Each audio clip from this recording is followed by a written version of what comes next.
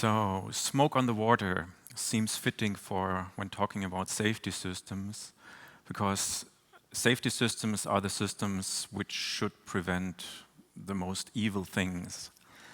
So we often talk about owning devices, getting root in a device. We just heard it from Patrick. Great talk, by the way. And so we've got root access. Can we blow things up now? Well, easy, not so easy. You can't answer it so by just looking at it. And safety systems are designed to prevent things like that. Prevent things like that, or being used. This is a question. So this is the classical safety system. Everybody who went to a factory on site knows these signs. It's classic. You're used to using this. That's personal safety equipment, but safety equipment for control systems have Ethernet plugs nowadays. And Ethernet plugs, we learned, are evil or easily exploitable. And exploits means something like this, for example. This was a failure of a safety system. It was not an IT exploit at the moment. But nevertheless, I don't know, 15 people died. It was at a chemical refinery. And evil things can happen if safety system fails. I think we can all agree on that. And if we stay on the chemical industry, because we did some work together with them, these are the major flaws, the major issues we have. Starting from the storage, where you start with raw material, but the systems can have corrosion, toxic material could be released. If you mix them together, if you stir them, if you heat them, you can lose control of the reaction. It can explode. It can be corrosion there. And if you make some powder at the end, powder can explode. So the US Chemical Safety Board has some nice videos where you can watch what animations when things went wrong. So we have, in the chemical industry, we have a lot of systems who have the sole purpose to prevent bad things from happening. Prevent bad things from happening, we all heard about air gaps, about air-gapped systems. This is a German metro wagon. This is a safe system. Nobody can get injured there because it's completely air-gapped from the passenger. But it's not usable, it's not feasible. It's bricked, yay! So we started with the presumption that each safety instrumented system, SIS, is somehow connected. We turned it around. We didn't say we start with the presumption of an air-gapped system, but we said, okay, let's think about it. Every safety system is somehow connected. It's connected directly and even permanently. For example, with some higher level control systems, with systems which control PLC, which controls the process, for example. Or if you look into engineering stations, I stay with the chemical industry because we did the work together with them. In the chemical industry, sometimes you have a factory, a facility, which produces only one product all the time. But newer facilities are capable of multi-purpose. That means after some times, they change the recipe, they change the mixture. So you have to change some set of values, you have to change your process. And this is done more oftenly than we expected. So if you're thinking of the safety PLC in the middle, it has some interaction with systems further away. ES like engineering station, asset management system, some field entry panels. So they are not so isolated. They are not in a bricked system. They are open. This is what we thought. And who's we, by the way? NAMUR is the users organization of the chemical industry in Germany. It's quite a powerful association. Every major German operator facility is part of this, and they have, for example, large databases where every safety device which breaks is analyzed and put there. Is it an electrical failure? If it's an electrical failure, which transistor, which IC, which component was breaking? They are looking at timelines. They are generating statistical value here for the systems, and they are evaluating them. And under the umbrella of NAMUR, together with Erwin Kruschitz from Annapur, he's a consultant, or he's head of the was head of this working group. We had together in the team BASF, Bayer, Wacker, some university, and us. And us, that's the Federal Office for Information Security. And me and my team, we're working in industrial control systems. And industrial control systems, as I hopefully made it clear, are not, you can't separate them from safety systems. Safety systems are the last line, and they have to hold. So, you're all security guys here in the room, I think. So, well, yeah, nobody is shaking their heads. So, security, it's our business. So, it's just we have to prevent the facility or our installation against malicious action by people, against software which is not doing what it's supposed to do. Who of you has to deal with safety? Just, okay, well, oh, quite a few, great. So safety is a bit different. Safety is mainly prevention of accidents, and thus preventing or saving health and environment of the people, so that some things won't happen, some accidents won't happen. But how, there shouldn't be a question mark at the end of the sentence. Safety is, if you talk to a safety engineer, they think in terms of risk reduction and of risk acceptance. And since not all of you are familiar with safety systems, I'm going a little bit 2 steps back. And who of you came by plane? Some of them, at least most of the foreigners came by plane. So, yeah. I see some hands. So if you were traveling by plane, we don't want it to break. We all know 100% safety is not possible, but nevertheless, we don't want planes to break. On the other hand, if we are doing sports, for example, these guys here, they're wearing helmets, that's okay. But well, if someone falls down 120 meters, 200 meters, perhaps the helmet is not really sufficient.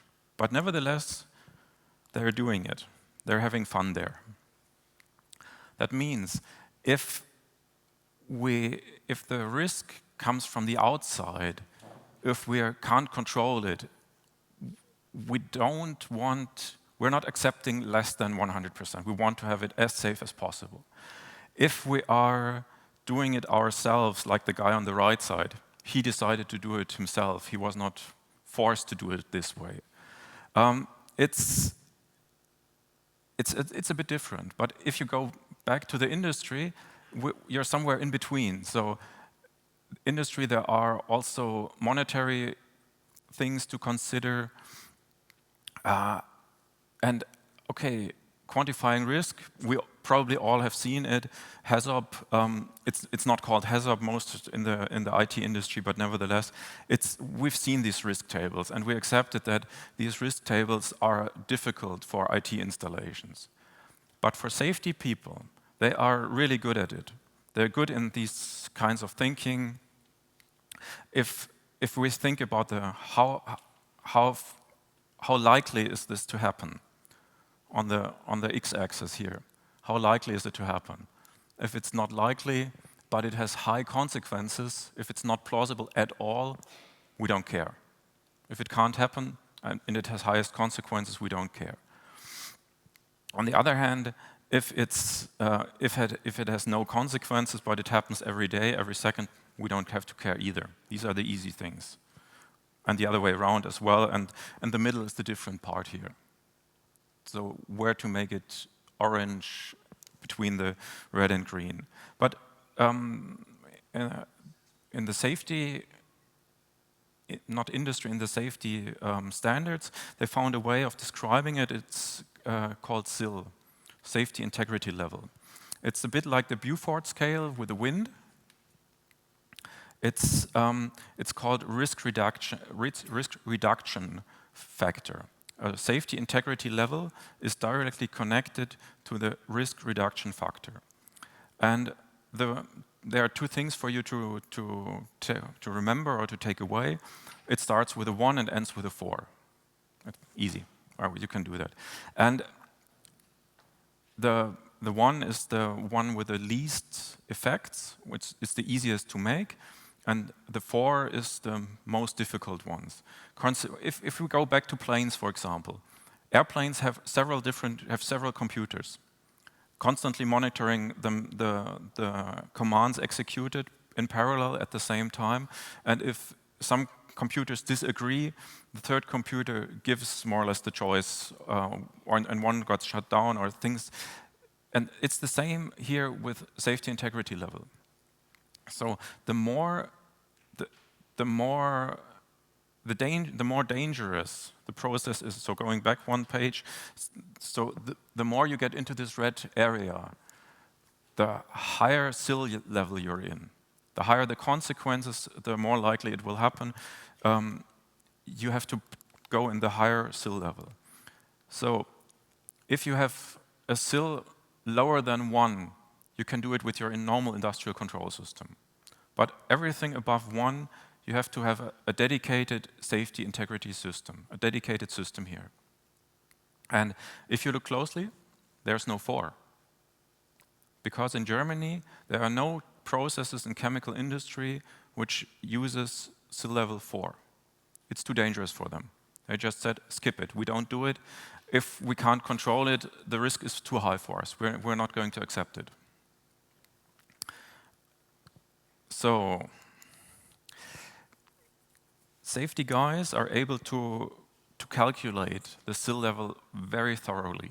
There are formulas, there are complex mathematic functions, you have databases, how often mechanical errors occur, how often electrical errors occur, how long will a cable last, and stuff like that. So, taking a facility here, we've got the corporate network, our safety engineering station, a safety SPS, and we have a SIL level 4 at the moment. So we've got several things to take into account for the process. And we've got a trip temperature at 80 grade centigrade. So everything below 80 degrees centigrade, it's okay. Nothing happens. If we now take into account a cyber attack, coming from somewhere, somehow, we don't care. It goes through the corporate network, goes into the safety engineering station. The SIS is now corrupted, and the SIS is being used to program the safety SPS. So the safety SPS changes its behavior a bit or a bit more.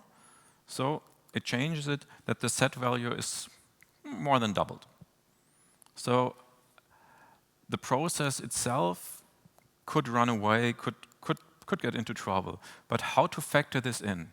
How to factor in the IT part? It's at the moment there is no easy way of doing that. Again, is this a realistic scenario? It's also just to wake you up again. It has nothing to do with IT, but nevertheless, it's a small crater which was created in China. 30 feet doesn't sound much, but looking from a different perspective, the consequences will be serious if a safety system gets compromised. So we really need to look into this. We can't just say, it will go away, or it's not so, we can ignore it. So we have to look into this. even if it looks a bit like that. Typical control room, you think this is black and white, meaning old-fashioned. But if you look at the watch, it's quite a new watch. So this picture isn't so old. And the threats to safety systems in this time was this guy, hardware virus. And these were the major threats, wire cutter and the soldering iron. So they were just, the systems, safety systems were designed in a very safe system that only a guy at the safety system with a soldering iron, with some cutter, could change things. Now it's connected. Now we've got the engineering, the safety workstation. So, no? And the interconnection is changing rapidly. These pictures are from a real facility in Germany. So 2002, they had 82 computers and 84, they call it CPUs, that means SPS or PLCs. 2012, you see already some interconnection. There is a firewall on top, some distributed control systems which are already being connected, DM sets there. And only 2 years later, it looked like this. The picture for 2015 was not able to draw it there anymore because there wasn't enough space, but you get the figure, you get the number. And this was 2015. Next year will be also a major renewal of the facility. And then I think somewhat about nearly 1,000 components, active components will be there. Again, chemical industry. And as I said before, regulations are not easy. We've got, on top of the pyramid, we've got the German laws, which you have to fulfill when you're in Germany. Perhaps they're more or less the same in Sweden. Then we've got regulations and guidelines. And the guidelines, there are a few, or the first ones are for dedicated for safety, 61508, 61511. And there's only one sentence in there, which says, consider IT security. Yoo-hoo. So we have a lot of laws, regulations, but they don't tell you how to do it. And have you kept waiting long enough? It's easy. It's just using defense in depth. It's using the conventional systems and putting the safety integrity system in the center. So everything else does not matter anymore. Just take the safety system as your crown jewel. And we all heard in the production area, for production manager, availability, availability, availability. That's the only thing that cares. If the confidentiality is compromised, okay. If the integrity is compromised, okay, that could be an issue, but if we send the command a second time and then it gets through in a proper way, okay. But for a safety, for persons from safety which deal with safety, the integrity is the thing which must not be broken. And thank you, yeah. And now let's have a look into a few scenarios. So first scenario is easy. We tamper with integrity and the system trips without the need to. So there is no incident. There is nothing wrong. There's not too much temperature, not too much pressure, but the system trips anyway. Okay, that's bad. You lose money. The factory gets perhaps broken, but nevertheless,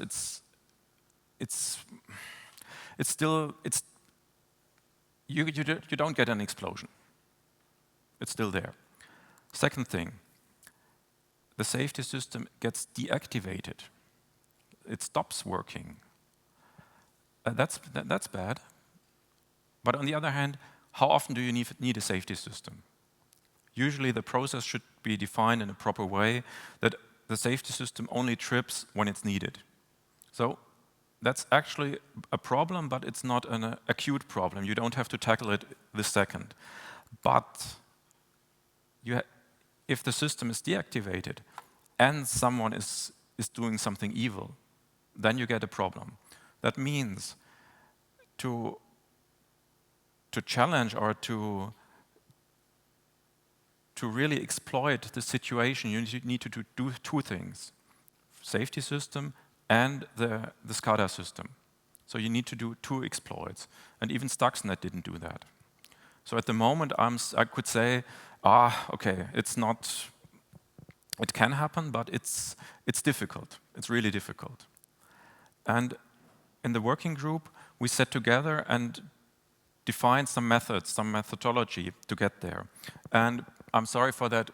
This phase 2 should end here. There was my mistake in designing this slide. So first of all, identify all the system, do some high-level assessment, and structure every safety system together. That can be done easily. That can be done by every safety engineer. You don't need a pen tester for that. You don't even need a super IT guy for that, because that's their turf. That's the turf of the safety engineer. And for the second part, this has to be done only once per safety system. And the idea was to generate a procedure which can be performed within 1 day by a not really IT expert. Me being an IT expert, I was grumbling there a little bit and saying, but can they really? But in the end, I got convinced that the system might work, but it hasn't been tested so far. And it starts everything with asset management. Do you know your system? Do you know every device? Do you know every connection? And if you don't, then you have a problem. And then you can continue with, where's the data stored? What are the data connections? How are the persons certified, or what procedures are in place? So for people working in safety, it's everything about risk reduction. That means safety engineers are not IT people. That's the first thing to acknowledge. They're not OT people and not IT people. That's a different kind of breed here. I wouldn't say they are closer to OT for sure, because they're process engineers, but nevertheless they have again a different point of view. So training of the people is first. Make it easy. Make the systems. The safety systems are usually not very complex systems. Putting IT in there usually makes it more complex, so try to make it as simple as possible. And then separate it. Keep it as separated as possible. I know facilities which have their safety engineering workstations turned off most of the time. They're physically switched off, locked in a room with 2 doors, something like that, and they are not being and if somebody wants to work there, they're actually working 2 people at the same time there, one monitoring the other, like with the atomic missiles in the United States then, or perhaps today. And then these people, safety engineers, are not, as I said, IT people, and they are not used to dealing with IT risks and threats. So giving them or educating them or putting them into the communication procedures of IT risks and what's currently going on, botnets, advanced persistent threats, just the high-level stuff that they are aware that it's, and bring them into the team that they are able to follow the discussion, that they are not left out, because you need them in the core of your work. And by the way, if you look at the standard 61511, it's already covered in a very vague way. So to sum it up with the words of a safety engineer, he says, security is boring. I don't like it. It's really uncomfortable. But after this year of work in this working group, he said, well, we need it. There will be no safety without some type of security. Thank you so much.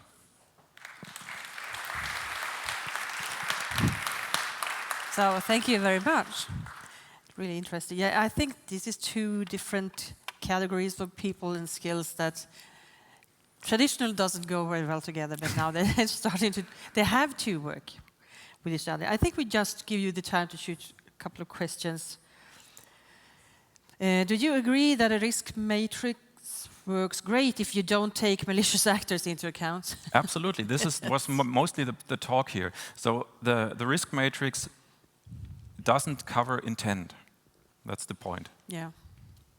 If it were for all these users, I don't know. What was the controversy part of your discussions with the industry? Okay, just take safety engineers. They were doing safety for 20 plus years. They are the best in their field.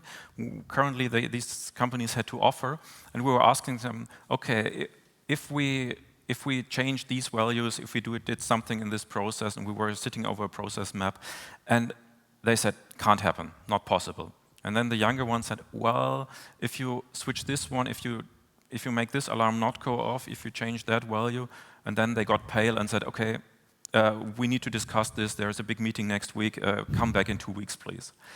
This was the major controversy, that they were not prepared for this type of evil thinking. So safety engineers don't took the malicious actor, the insider threat, so much into account. Okay, so they were like, this is how we always used to do it, so we will continue. We designed this process. Yeah. We made it. It's our baby. We did it the best way possible. Oh, those are the worst kind of people to deal with. Sorry. Given location in network, is compromise of safety system likely or even possible without complete ICS compromise? I think I answered this before. Yeah, I think you did. So I think we'll just stop with that. And thank you so very much for your presentation and the contribution to the summit. Thank you. And there's a gift with Swedish traditions.